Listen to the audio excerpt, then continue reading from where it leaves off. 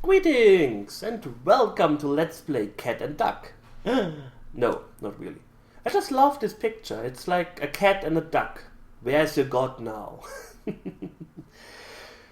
Anyways, I kind of felt like doing a vlog again because I haven't done a vlog for quite some time, and today I thought like, hey, let's do a vlog. And here I am, doing a vlog. And getting closer to the microphone. Hello.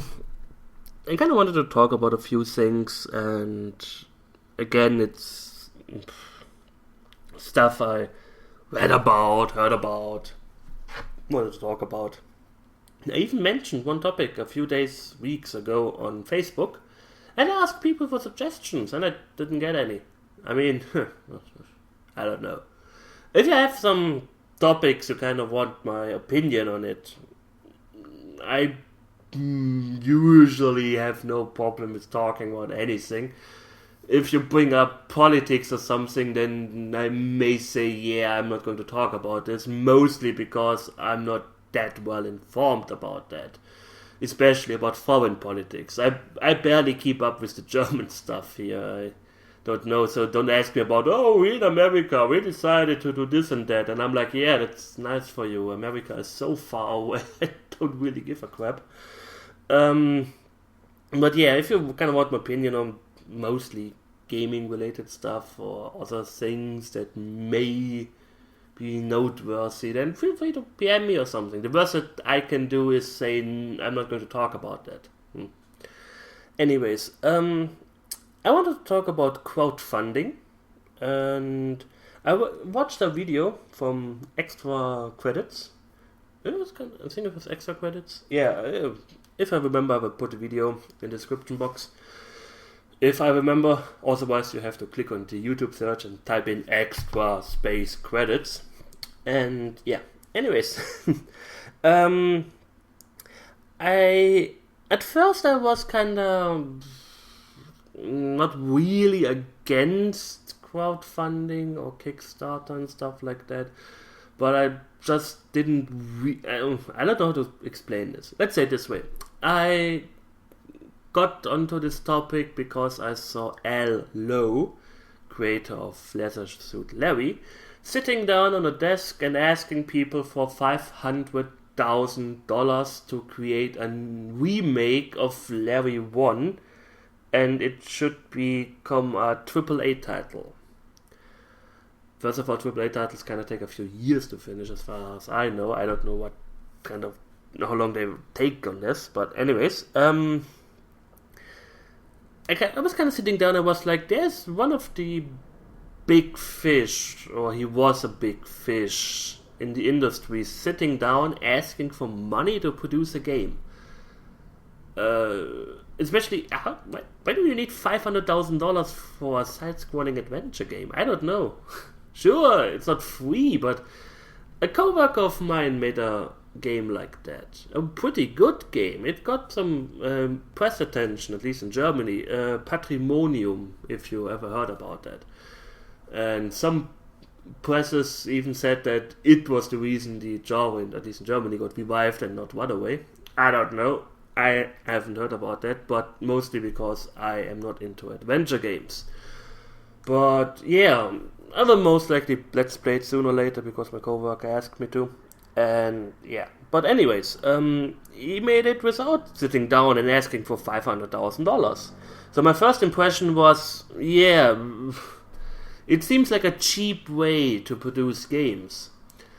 And I'm pretty sure there are a lot of people out there, as he even hit the mark, he overshoot it, he got like $600,000 together or something. I mean, it's okay, sure. You get some benefits of supporting these games. You can donate like $10 and then you get the game. You get a free copy of the game as soon as the game is released. Well, quotation mark free copy, you paid $10 for it. But so it's kind of like pre-ordering a game, but you have to pay beforehand, before the game is actually released. I'm not really into the Kickstarter stuff, so I guess you get your money back if the project never sees the light of day. I don't know.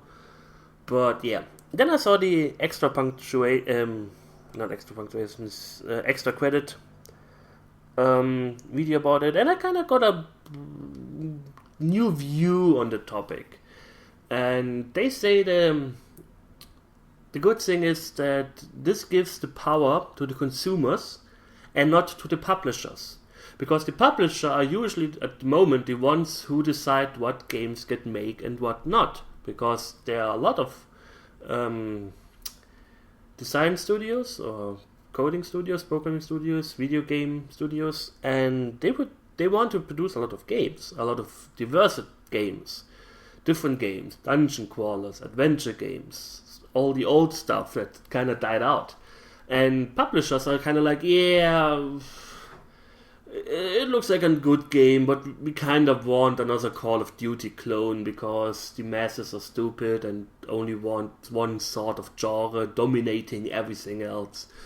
And if you kind of drift away from the known formula, then nobody will ever buy your game because, well, it was like this all the time. Yes, I'm sarcastic. Oh, I remember the good old Super Nintendo games days where every game was a Mario platformer and there were no other genres. Anyways, sure, in the good old times there were a lot of copycats too, but I don't know. It's kind of silly nowadays. And yeah, so crowdfunding or Kickstarter projects kind of give the power to the consumer. The consumer can say, well, this looks like an interesting game. I'm going to donate $10, and if enough people donate it, then yeah, that looks good. I support this. Perhaps it gets some attention, and a lot more of these games are being produced. It's okay. I can't argue against it, to be honest. There was another Kickstarter project, the makers of Malevolence. The sort of whatever.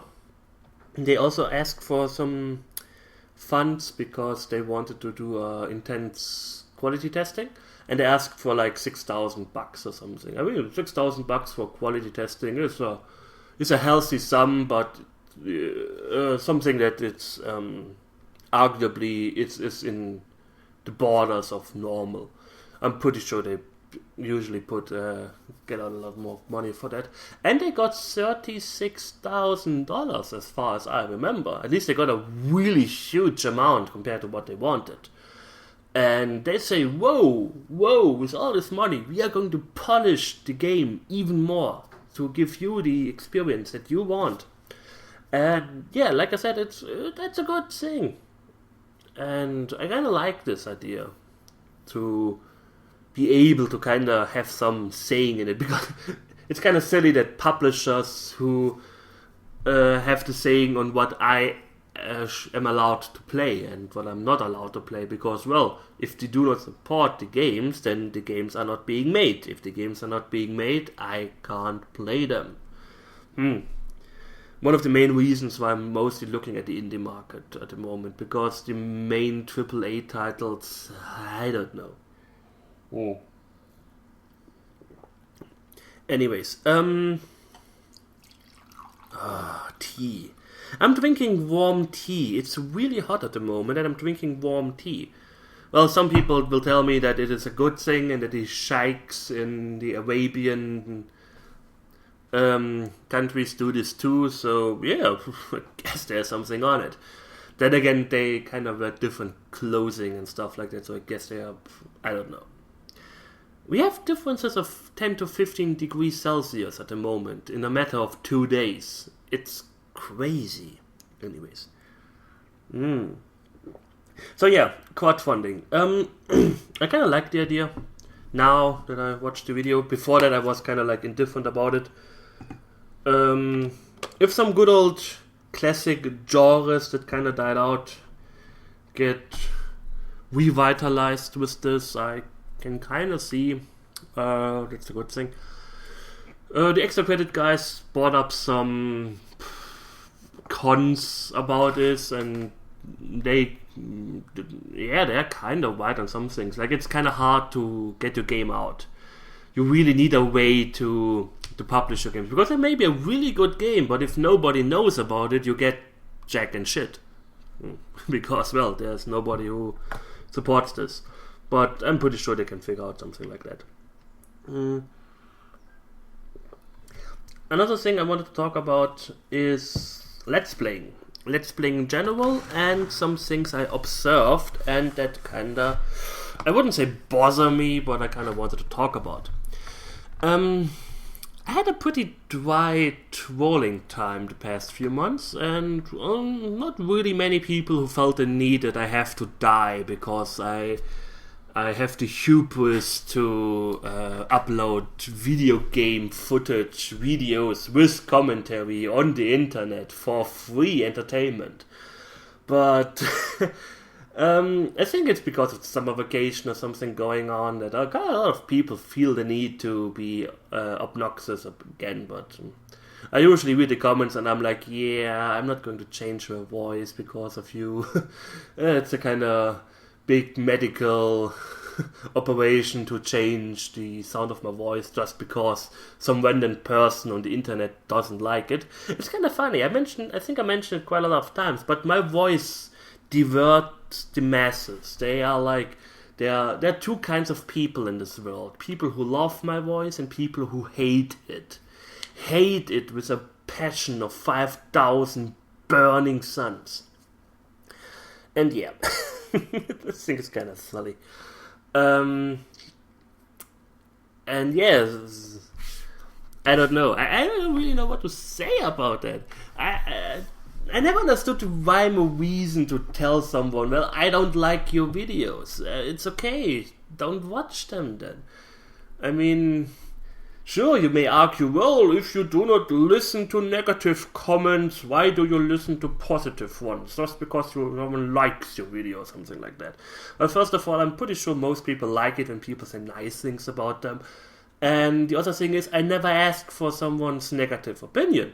I mean, sure, you can get some negative criticism out, as long as it's well formulated. I may even listen to it. I mean, quite a lot of people told me about the desyncing problems in my Might and Magic videos, and they don't really mind, but it would have been nice if I actually fix it, and I fixed it.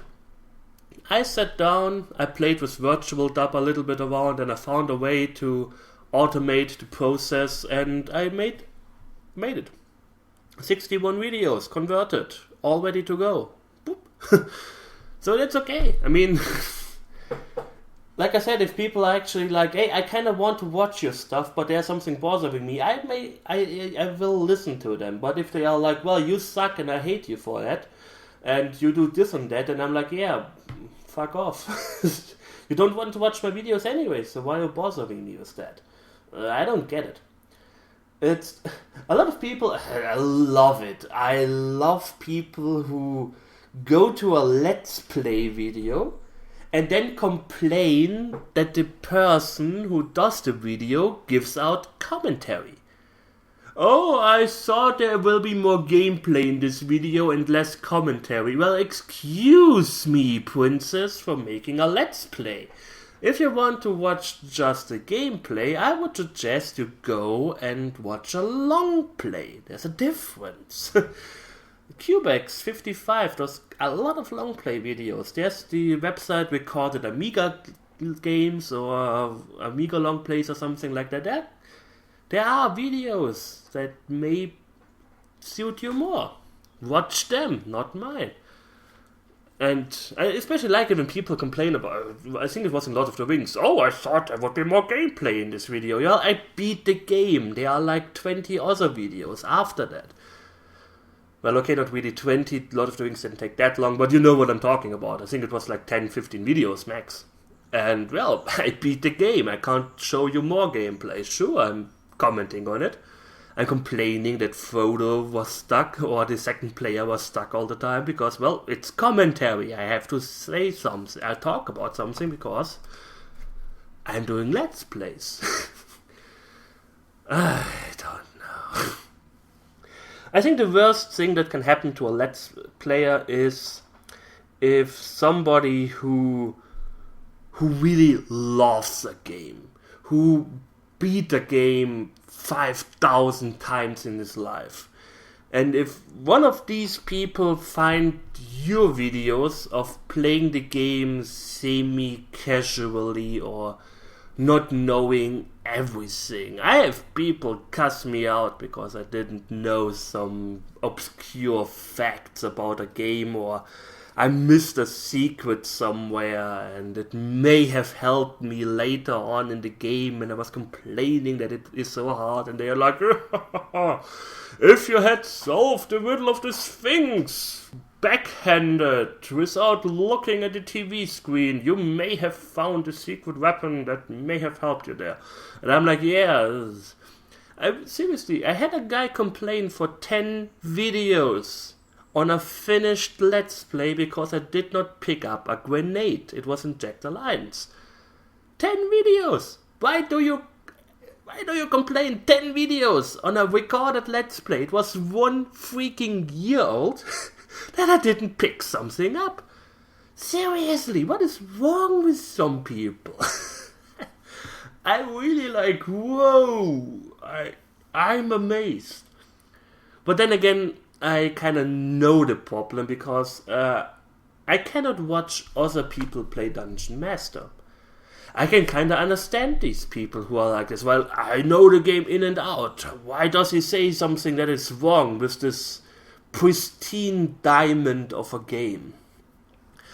And yeah, so I'm like, I'm not watching any Dungeon Master Let's Plays because, not because I'm saying that I'm the best Dungeon Master player in the world, but, well, most of the people I saw playing Dungeon Master, they made some mistakes somewhere, and I kind of felt the need to tell them.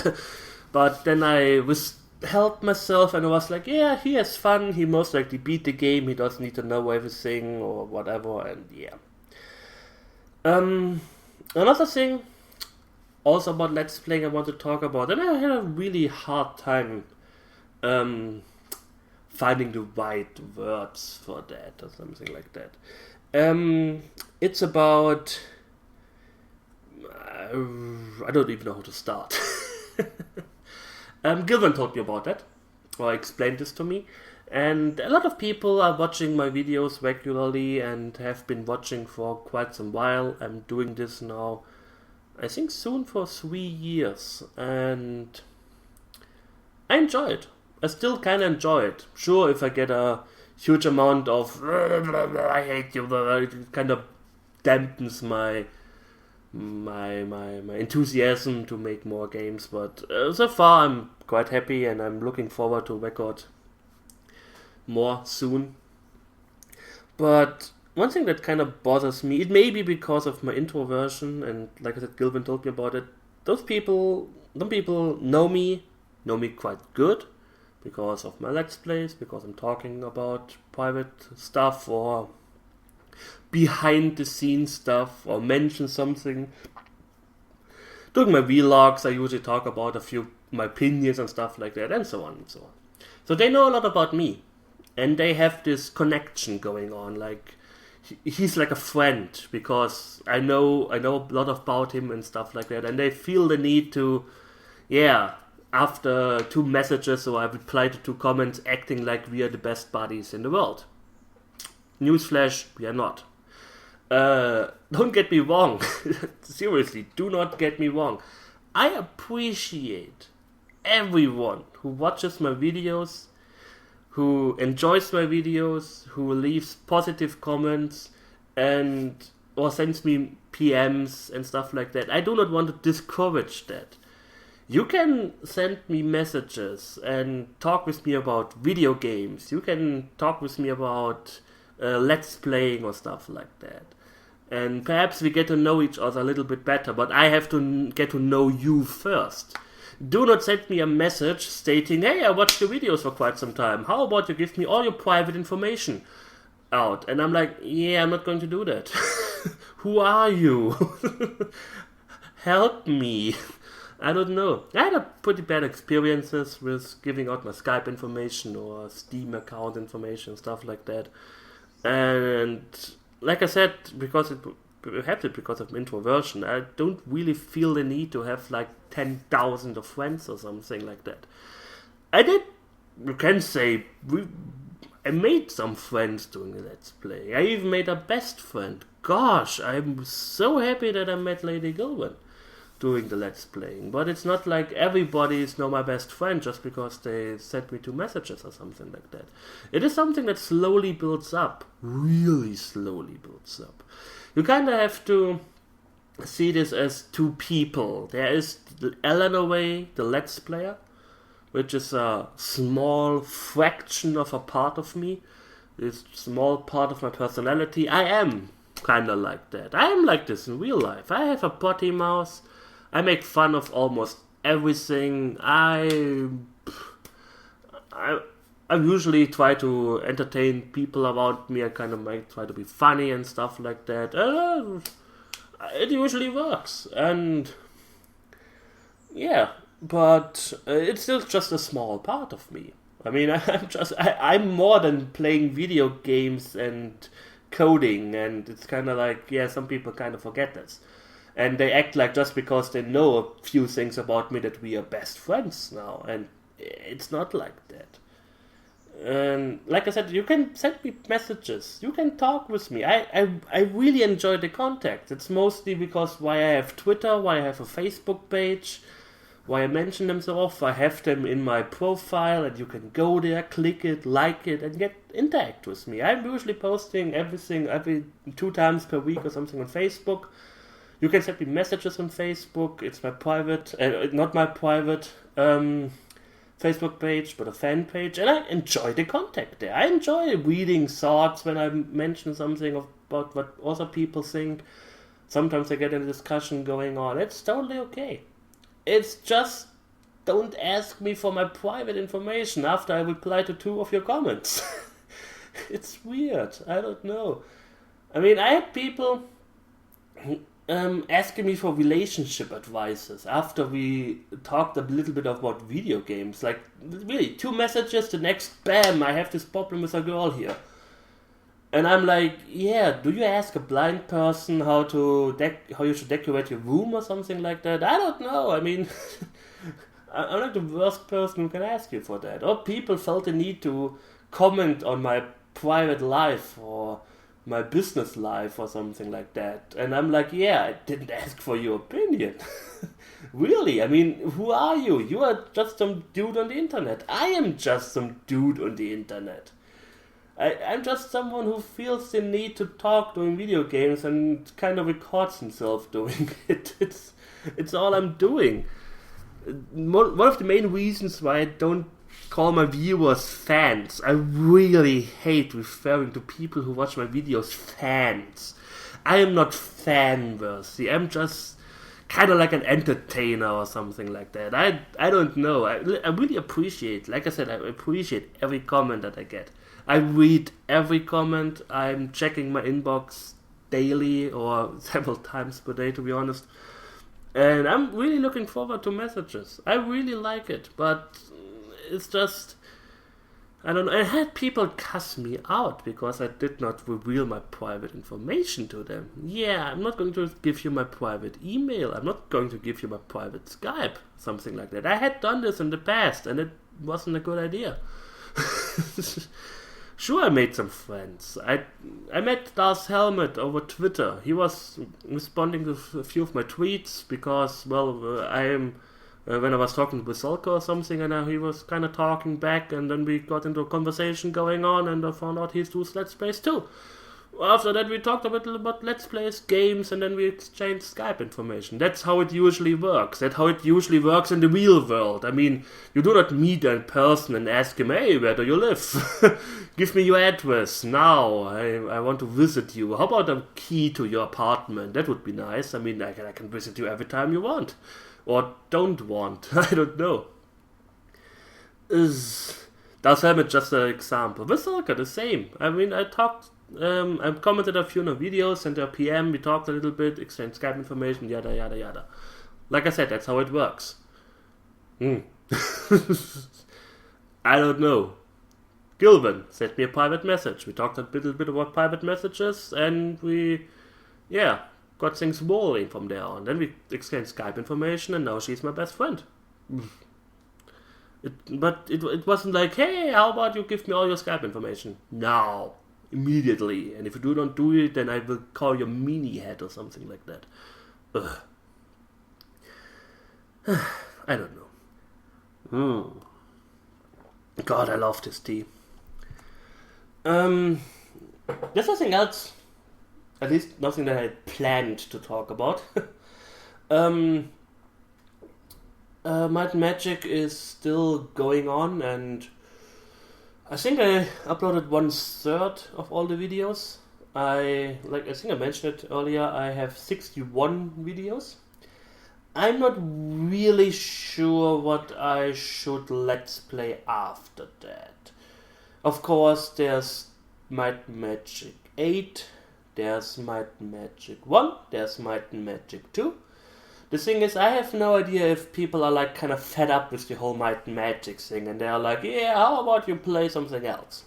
Like I said, you can give me suggestions. I'm listening to positive feedback or criticism or stuff like that.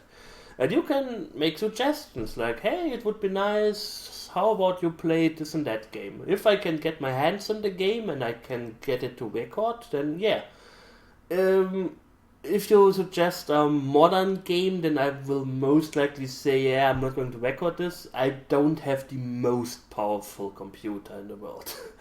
And when I started Let's Playing, I kind of wanted to focus on old games. So if you know a gem, a good old game that I may Let's Play, then feel free to suggest it.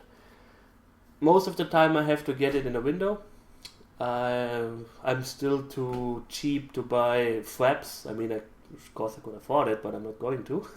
If I don't really need to. I think you can even record with virtual dub full screen. I haven't checked this out yet, because so far that's the thing with me. If I do not feel the need to change something, I don't change it. I'm pretty happy with debut, whatever. Debut, or how you spell it out. And it's okay. I mean, it's a good program. It has its quirks or something, but I never sat down like, oh, I really have to get something different because this is pissing me off. No. I mean, sure, I can't play every game in the world with that because I have to get them in the window, but so far I either managed to get a game in the window. I think one of the hardest games to get in the window was Myst. I think I had to do the most effort to get it in the window. Or Risen. Yeah, I checked out the Risen and I have it in the window. Spoiler alert. Other than that, yeah, I can check out Virtual Dub, but yeah, if you have suggestions, feel free to tell them. I'm not really platform dependent. I'm not one of those people who are like, I am a PC gamer. I just play PC games because I like narrowing my horizon on video games and just step in already beaten paths or something like that. Paths I made myself. No, console games, PC games, if there's an emulator for it, I can most likely get it to one.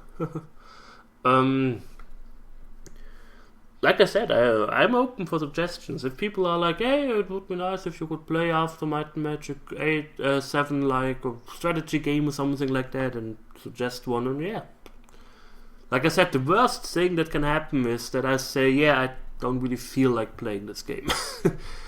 I'm not going to whip your head off and calling you names because you suggested a game that I don't like or something like that. I don't know.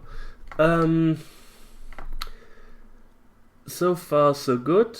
I don't really have something else to talk about. That's kind of the problem with I'm how to say this? I usually do the same stuff in my life. I'm not somebody who feels the need to burst out of his bubble and be like, I'm going to vacation now, or something like that. I mean, I have the problem when I'm talking with my parents or something, and they're like, oh, you never call us, you never tell us something, and I'm like, yeah, I wake up in the morning, I go to the bathroom, I go to work, I come home late, I'm playing some video games, and I'm going to sleep, and that's kind of like 5 days of the week for me. I'm happy with that. I don't feel the need to change like huge amount of stuff in my life. Sure, there are some things I can work on, but I think I mentioned it on Facebook. But if a doctor tells me, Daniel, you only have 1 hour to live, do you want to know what I'm going to do? I'm going to call my mother. Why? Because talking with her feels like an eternity. Boo.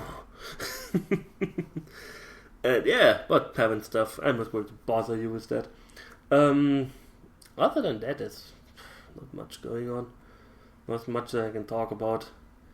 No huge game crises or something like that, or video game. Oh yes, I could talk about a Steam sale.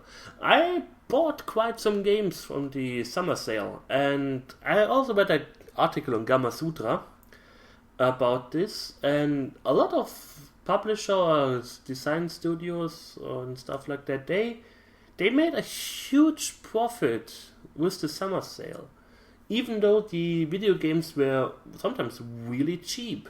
There were some indie developers who are like, yeah, we sold the games for 50-75% less than before, but to the amount of games we sold, we made 3 times the profit than we did before that in the same time frame and stuff like that, or even since the game got released. And I kind of hope that it gives big studios the idea that perhaps video games are kind of expensive. I mean, of course, I sat down there, I was like, yeah, I'm a huge fan of Jason and the Argonauts. I love this film. I'm a huge fan of Greek mythology.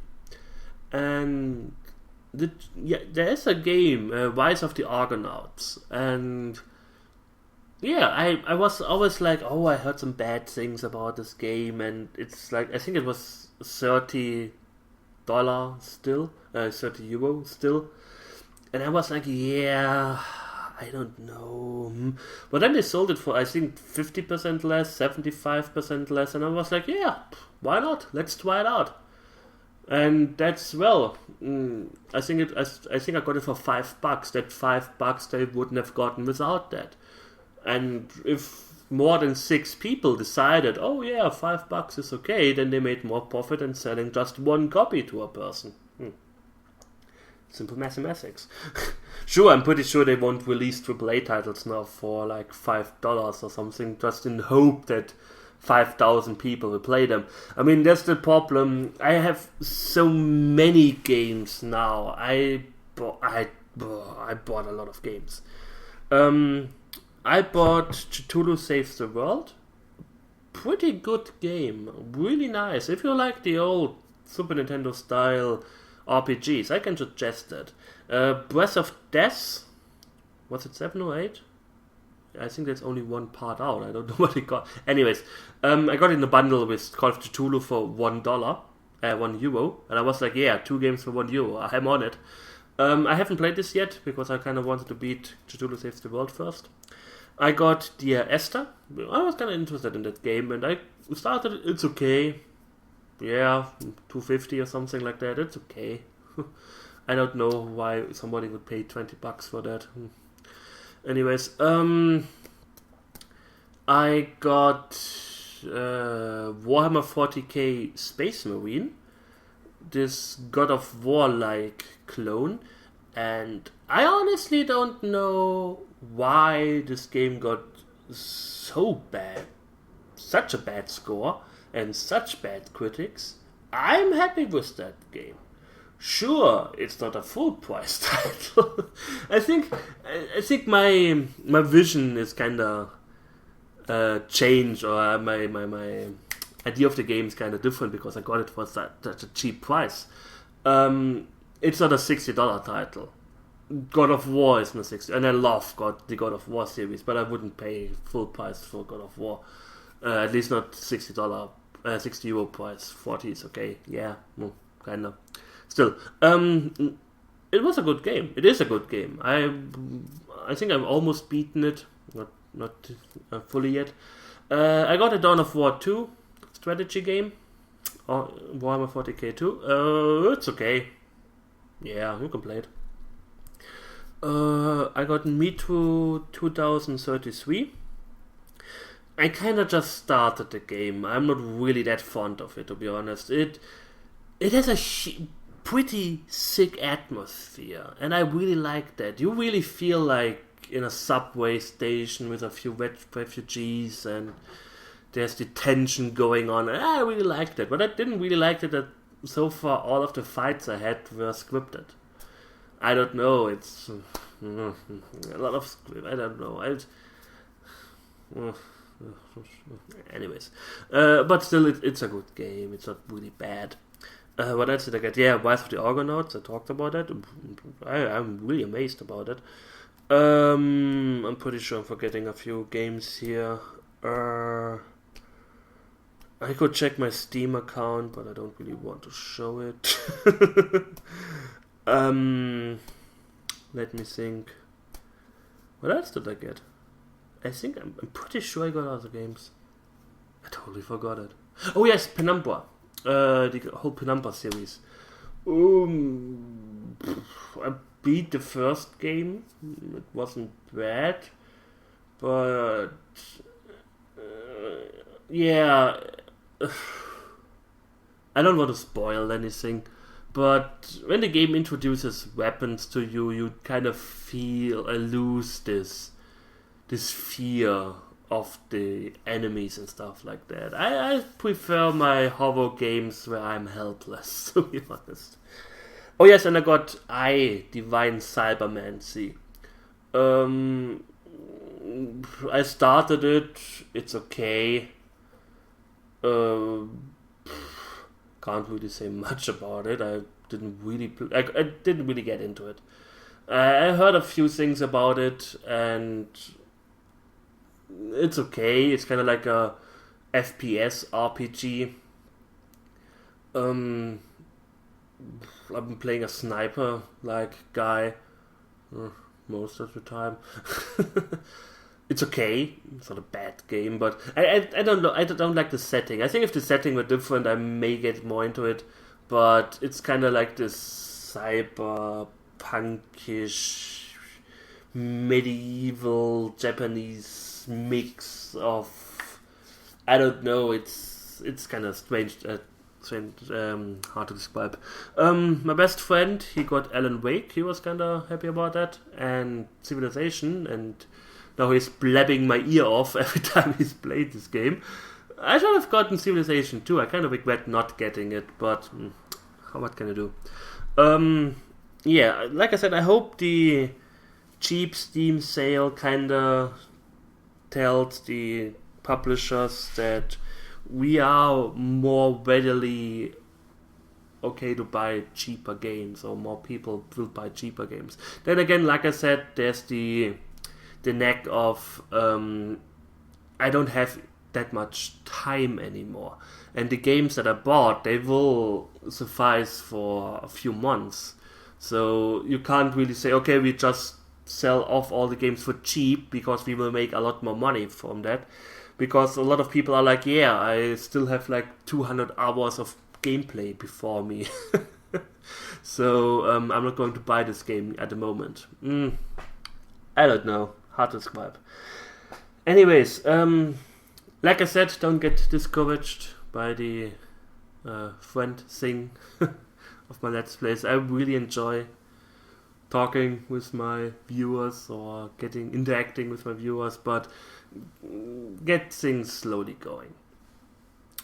And I just want to mention this again. Don't get discouraged.